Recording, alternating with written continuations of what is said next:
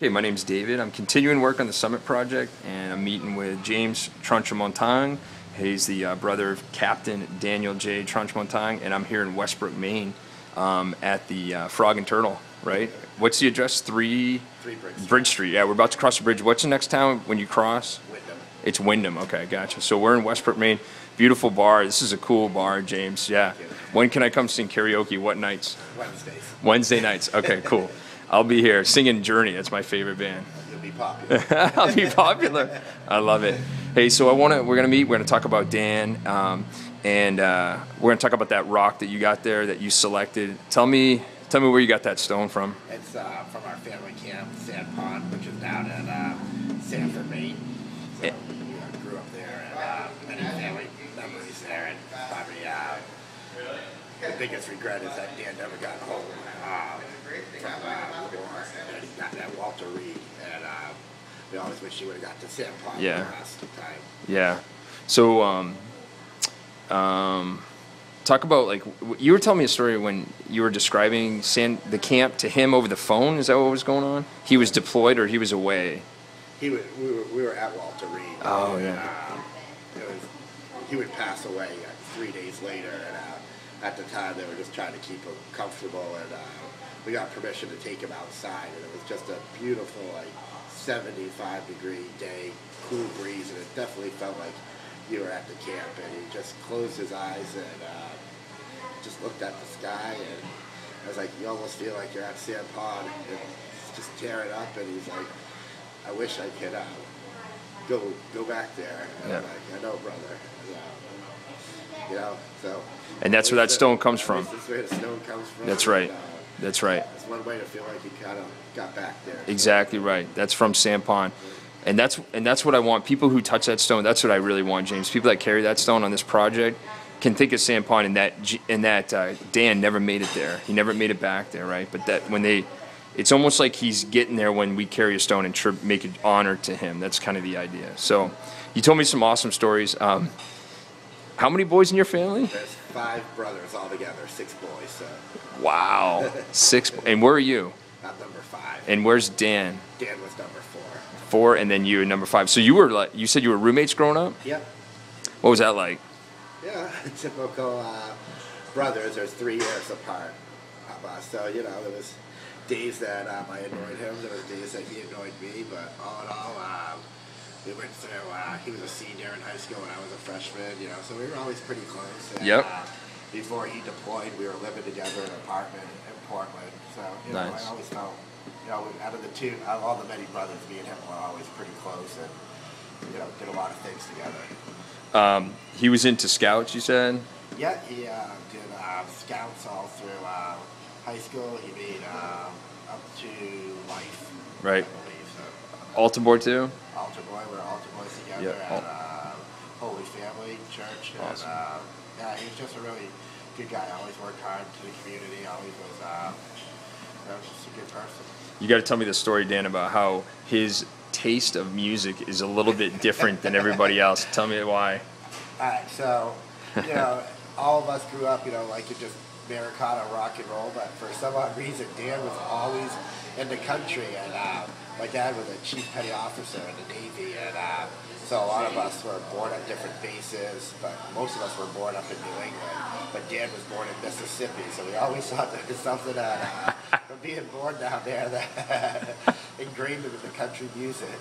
So. He was the only one born down there in Mississippi. Everybody else. Most of us were all born That's up great. there. Love that story. Tell me about his work ethic when you said nothing was ever given to him. He worked really, really hard for everything he had, and he was, he played sports, he did track, he did soccer, he did wrestling, he was a math teacher, but everything that he put his mind to and he wanted to achieve, he would achieve it, but, it didn't come easy out of math. I mean, I remember him studying many nights, while in college, as a teacher, how do you relate this stuff to students, Right. to make it easy for them. Uh-huh. And, he's always looking at ways to improve and push harder. In sports, he was never going to be like the MVP player or the #1 on the team, but you always wanted him on the team. He's the foundation. If you were down, he'd be like, no, we're down 2 goals right now. But remember our routes, remember our plays, remember, you know, just push, push, push. You know, smart plays, make decisions out there.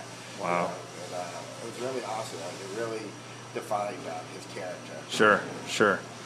Speaking of sports and coming from behind victories, you got to tell me the Bonnie Eagle wrestling story with the coins and everything. Just tell me everything. So Bonnie Eagle, much like Sanford, had a really good wrestling program, and they would put coins and rocks in milk jugs, and they would shake them to get their kids motivated and pumped. And we had a bye meet, which is just our school versus their school, and Dan was wrestling 189, and so that's towards the end of all the wrestlers. And You were saying too, real quick, from Bonnie Eagle, these are big farm boys. big farm boy.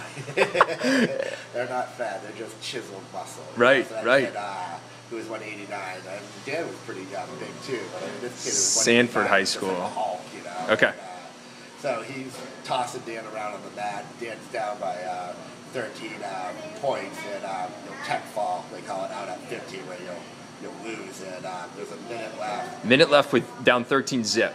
Down 13 zip. Jars.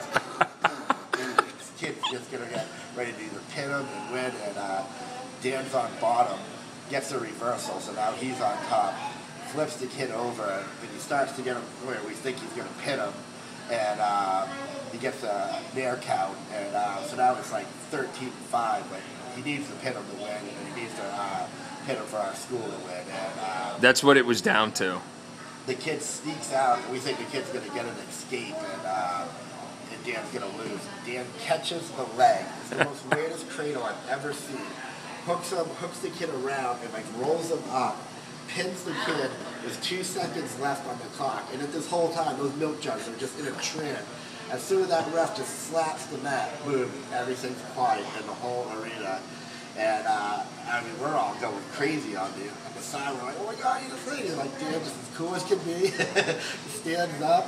You know, they shake hands like they do, and walks to the ring, and everybody's like, whew, and he's just like, never give up, never give up. So, That's what that story meant to you. it really did. I mean, it's something I think about quite a bit. You know, being a small business owner, and you know, it's hard sometimes. And there's not a day that goes by that I don't think about him, whether we were out in the old port together, or I'm just stressed, or I just need his wisdom, or you know, and that just keep trying, don't give up, push yourself. You know, like things aren't supposed to come easy. You know, just keep working. Never give up. That's awesome. Tell me what he would do in Kuwait. Tell me about his generosity when the care packages came in.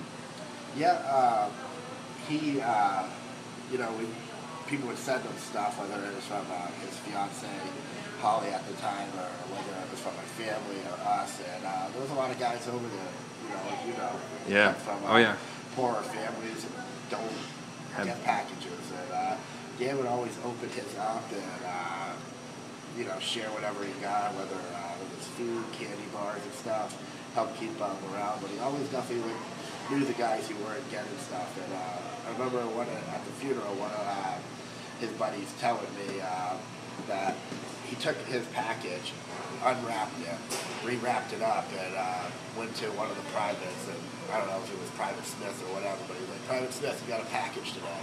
And just gave him his package, and the kid was like, oh my God, I did, and just opened it. And I think, you know, afterward, the kid realized that, you know, like they had put it together, but awesome. it's just what he needed that day, you know, when you're sitting out there and you're just down and you're alone, you know, like Dan was the guy who's like, you're not alone, you know, we're a team, we're soldiers, you know.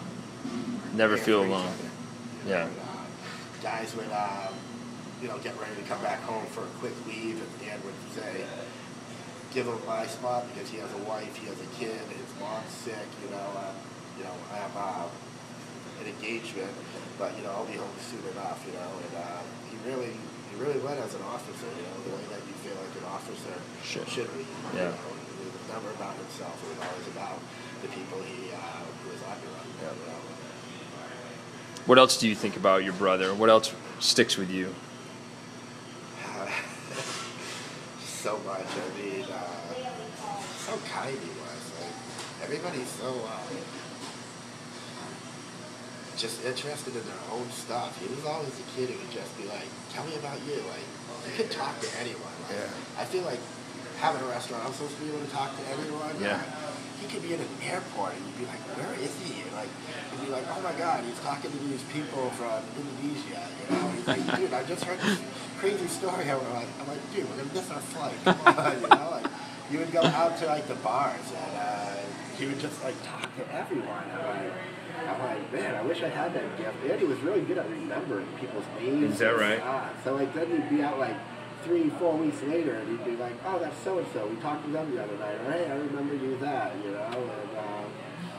And you know, seeing him as a teacher at Scramble High, that was amazing too. You know, I mean, it's a tough job for teachers nowadays. You know, and there was a lot, and math is not the most exciting subject. Right. And, just watch him like inspire these kids. He started a wrestling program at Scarborough High, and you know, one thing that's nice about wrestling, it usually there's a lot of kids who come from a lot of different home and lifestyles, and it gives them an avenue to release stress and, you know, deal with issues, you know, in a sportsman's way. That's right.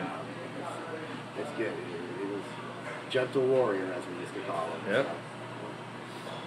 So. James, you've been awesome. I'm going to turn it off. This is great.